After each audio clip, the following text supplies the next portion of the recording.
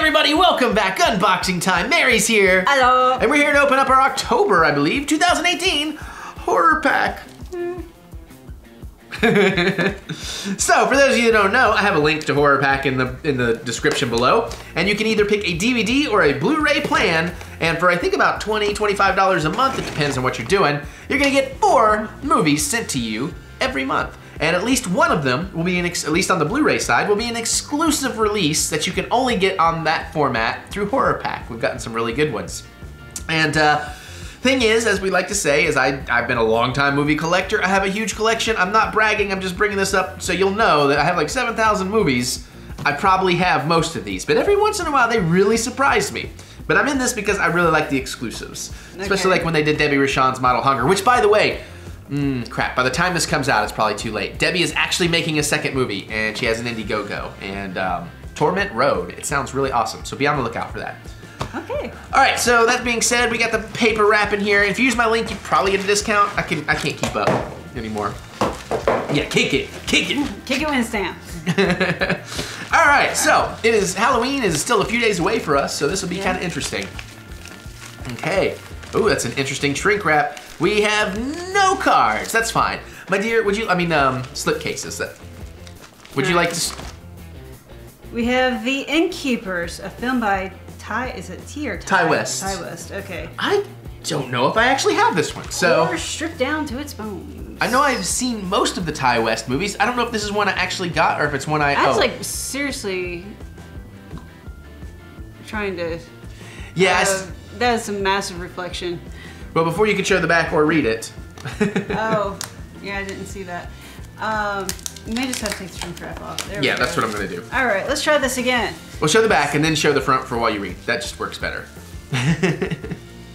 All right. So, after over 100 years of service, the Yankee Peddler Inn is shutting its doors for good.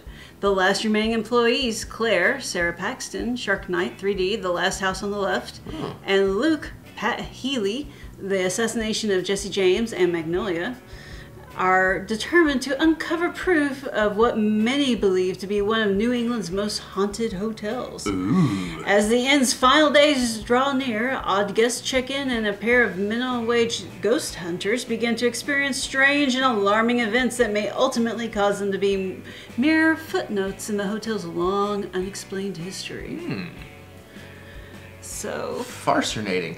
Now, I haven't seen all of Ty West's work. I've not seen this one. I'm trying to think of what that first one that really hit for him was with all the bats. Was it? I don't think it was called Bats. Was it called The Barn? Was it called what was that one called? If I had my other phone, I could look up our movie collection and figure it out. But yeah, because I was just looking at this because I was wondering when it came out. It looks like 2011, but the font on the front here has like a very 70s, 80s, early 80s. He's one of the filmmakers that really emerged in this period that's kind of dying out now. It just kind of is. But where we definitely got the throwback. The guys like me that grew up with the 70s, 80s horror films started making the movies. So of course, it's very much that vibe that they're trying to go for. And he's one of the ones, at least for the movies I have seen, totally succeeded. So yeah, I like what I've seen of his stuff. And this looks like it's from Dark Sky Releasing. And we do have some special features. We have a commentary with the writer, director, and editor, Ty West, the producers. Larry Fessenden is involved. Did he write it? Or is he just a producer? Let's see. Nope, Ty West. I just said Ty West wrote it, duh. It was his producers, Peter Falk. That's a good point, yeah. And Larry, okay. And second, a bunch of people. You got, and then another commentary and behind the scenes and a trailer. So that's pretty cool. It's super wide, 240:1 with 101 minutes. It's in color, subtitled in English. Oh, only Dolby 5.1. Oh, no, I'm messing with you. What's Dolby up to these days? Current is Atmos, which doesn't even go by numbers because it is like 16 or 32 points of audio. Now the home systems are nothing like that, but when we go to the movie theater, I think it's about 32 points of audio. All right. It's very immersive. I have seen home systems as big as 9.1, so I don't know. Pops around 7.1 downstairs. So the number is how many sound projectors you have? It's basically how many points of sound you have, and the 0.1 is your subwoofer. Because that's not necessarily its own direction of sound. It's like just all the frequencies below a certain thing rumble through the subwoofer. Okay. It's called your LFE, your low frequency exchange channel? I can't remember what the E was for.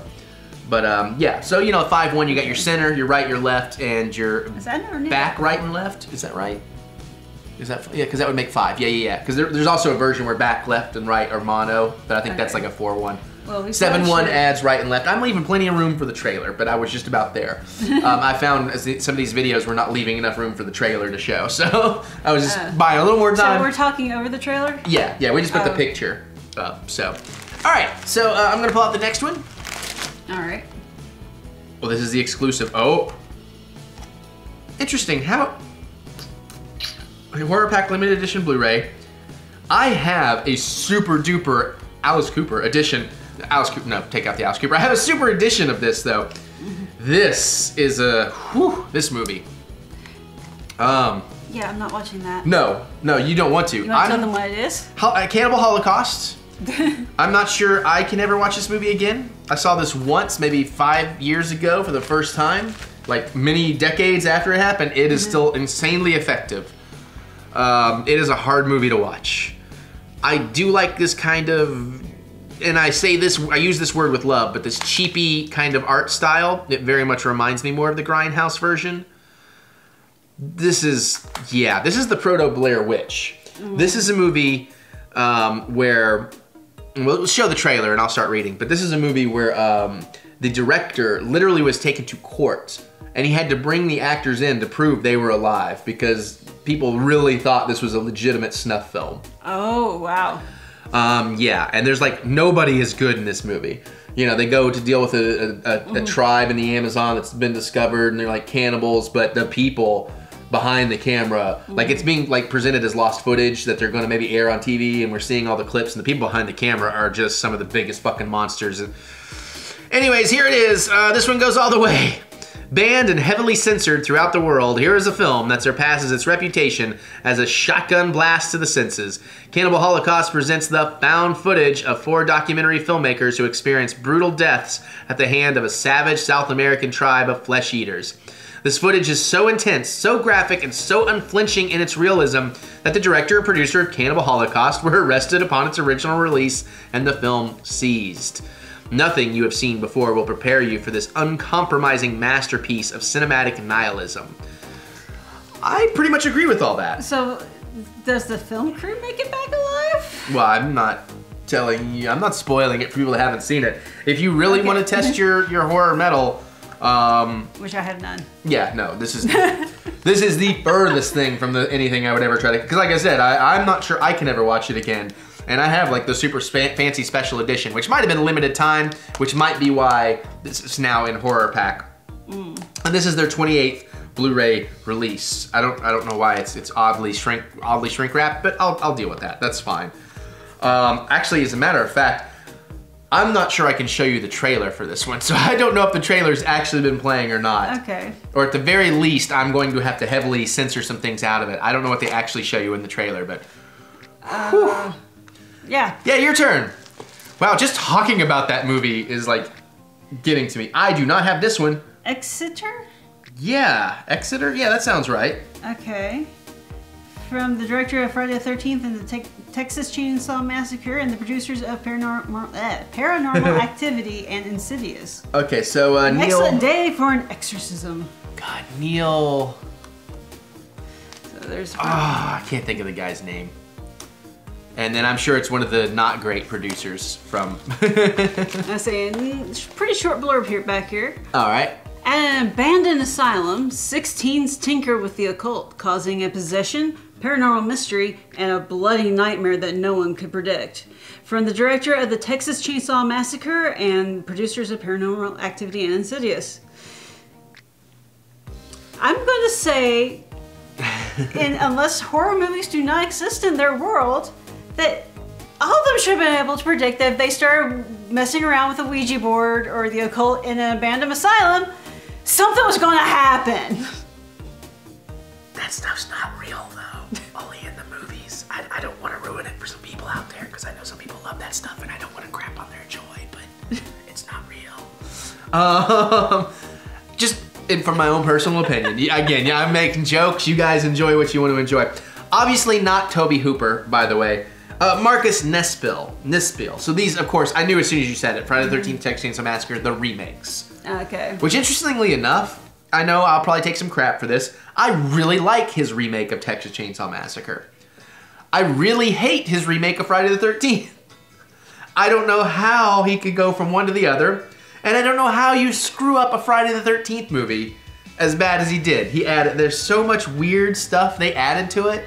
Jason's not looking for a girlfriend. What is that about? Sorry, I mean, it's like, how do you watch a Jason film? I bet you could tell me. What is a quintessential Jason film? Hockey Mask. Hockey Mask. Camp Crystal Lake. Just like a simple 1-2 sentence, what makes a good Jason movie? What do people want out of a Jason movie? I've never watched one. I was thinking you don't even have to. I think I might be putting you on the spot and you're trying too hard. Yeah. I was looking for kids go into the woods, Jason kills them in interesting ways. That's all you need. I don't know why but anyways. Moving on. This does sound interesting. And again, I think I've seen one of his other films and it was really good too. So there's that. I'll watch this. This will be interesting. Oh, the digital copy expired on December 31st, 2017.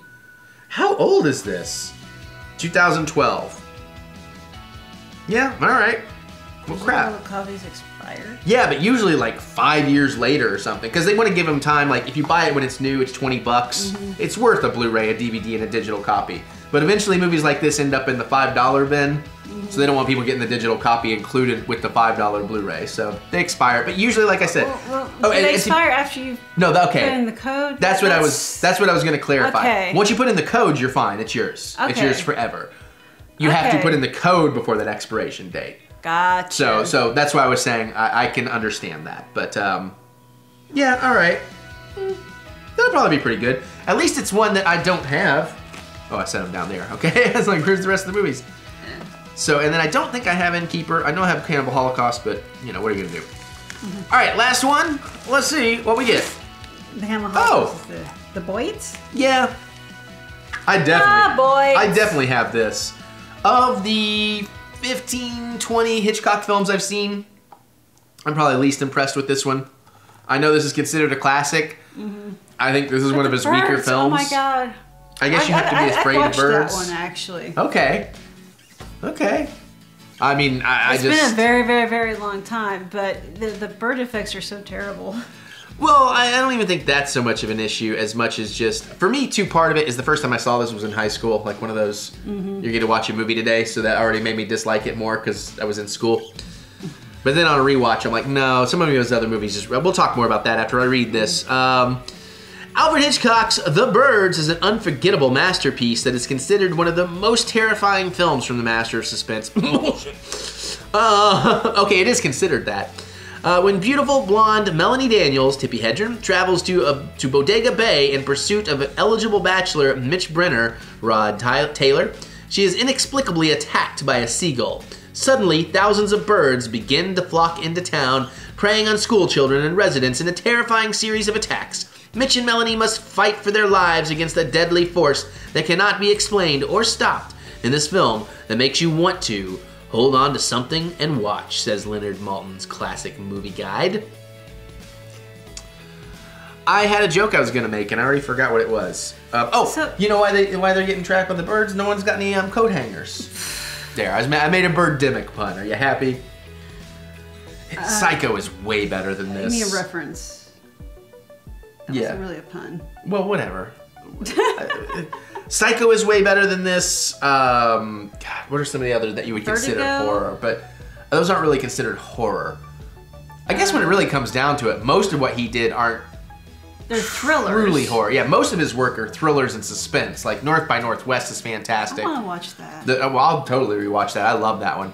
Trouble with Henry is one of my all-time favorites, and that's more of really just a dark comedy. That's almost Hitchcock doing a farce. So Rear Window? Rear Window. But for me, I feel like because I saw that one so late, after I'd seen hundreds of other movies do that story, it wasn't as effective to me. But for its time, yeah, absolutely. Seminal. Rope. I love Rope. That's the one that looks like it's all done in one take. Really? Yeah, Jimmy Stewart. You would really like Trouble with Henry. That's one of my all-time favorites. It's almost a farce because it's like somebody discovers a dead body and they think they're going to get blamed, so they move it somewhere. But then somebody discovers it and they think they're going to get, so they move it somewhere, and then the other people come back and the body's gone, and it's just like this kind of, you know, it's sort of Hitchcock's version of like kind of a farce. Yeah. So. Yeah. This is a loaded DVD, by the way, from Universal. Deleted scenes, the original ending, The Birds, Hitchcock's monster movie, all about the birds, storyboard sequence, Tippi Hedren's screen test, Hitchcock Truffaut interview excerpts, The Birds is Coming, Universal International Newsreel, suspense story, National Press Club, Here's Hitchcock, Universal International Newsreel, and more. And again, it's still a really good movie. I mean, we're talking Hitchcock here. It's like, even if it's my least favorite, it's still excellent. Now, didn't they do like a docu-movie about Hitchcock a while back? Yes, and it was awesome. And we found out that he just absolutely tormented that actress. Yeah, to a degree. I think there was more to it though. But yeah, it was called Hitch. No, it wasn't called Hitch. No, it was called Hitchcock. Will Smith movie. Wait, you mean Will Smith didn't play Hitchcock? That was a different Will Smith movie. But yeah. All right. Overall, not the for my collection, my taste, not the best horror pack, but still a really good one. And again, you're talking like with shipping and all, I think it's like $25 for these. So that's a deal, man. That's a deal, especially if you really want to build up your collection. Maybe I could do the Innkeepers. It depends on how harsh it's gonna get, because this stuff can get pretty harsh. You absolutely cannot do Cannibal Holocaust. Yeah, no. Of course, you can handle the birds, and I don't know about Exeter. That could go either way. That looks like it's gonna be modern gore. I don't like that. I don't know how much gore. Let's see what we got. Strong, bloody, horror, vengeance, language. Yeah. Some nudity, though. You like some nudity.